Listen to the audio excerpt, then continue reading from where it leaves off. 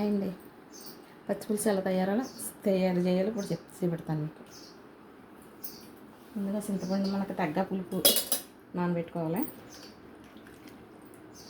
ఇది కొంచెం ఎలా వడపెట్టుకుంటే బాగుంటుంది.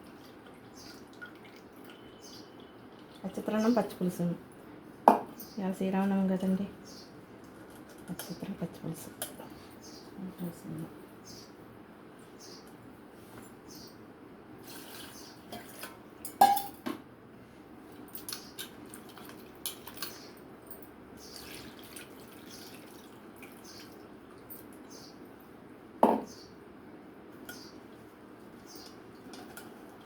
బత్తరైనా ఉంటే ఇందులో వచ్చింది. కొంచెం పుల్లగా తినే వాళ్ళకి అలా వేసుకోవాలి, లేకపోతే కొంచెం లైట్గా వేసుకోవాలి. అంటే నాకు చిన్నతనం ఇలా చేసేవారు. ఇంకా చిన్నప్పుడు అంట ముందుగా కాల్చుకున్న వంకాయ కడిగేసి పెట్టుకుని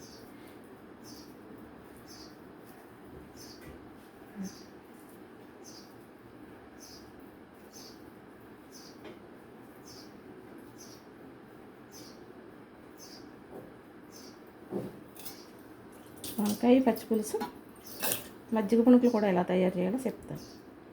ముందు వంకాయ పచ్చిపులుసు, ఇందులో ఏమైనా పురుగులు ఉంటే చూసుకోవాలి, ఏమైనా ఉంటే తీసేసుకోవాలి.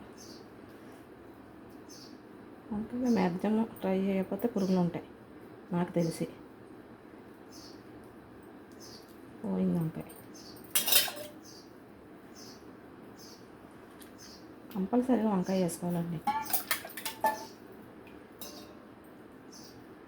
బాగుంటుంది.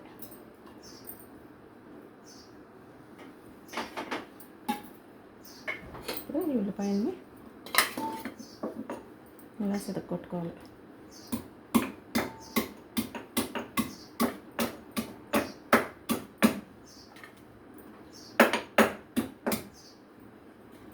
ఎక్కువ అవసరం లేదు, అవి మధ్య పులుసులో వేసుకుంటాను నేను. ఇంకా ఉల్లిపాయలు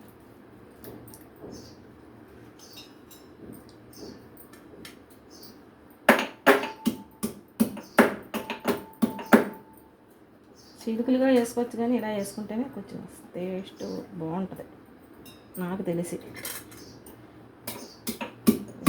సేమ్ అనుకుంటే చీలికలు వేసేసుకోవచ్చు. పచ్చిమిరపకాయలు లైట్గా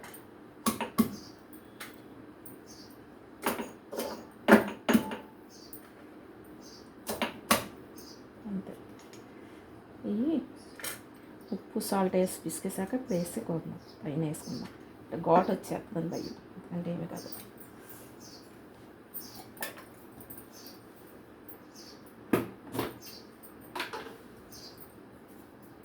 ఇప్పుడు సాల్ట్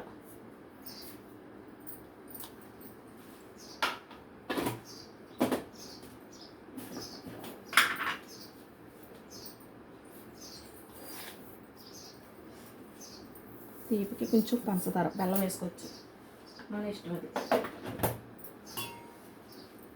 మొత్తం ఇలాగ ఒకసారి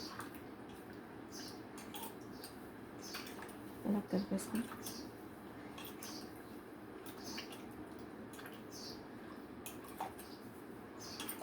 బాగా కలిపేసుకుని ఇది కొంచెం అందరికి తీసారు. కారం వేస్తే పచ్చిమిరపకాయలు వేసేసాను. ఇంకా ఇది మా అబ్బాయిలకి నాకు పచ్చిమిరపకాయలు ఉన్నా మేము వేసుకుంటాం, నాకు ఇష్టమే. వేసుకుంటేనే బాగుంటుంది. ఘాటు అన్న వాళ్ళకి నాకు ఏం చేయలేదు. ఇదిగోండి పచ్చిపులుసు ఎలాగుందో మీరు కూడా ఒకసారి ట్రై చేసి చెప్పండి. ఆ చిత్రాన్నం కూడా చూపెడతానండి మీకు.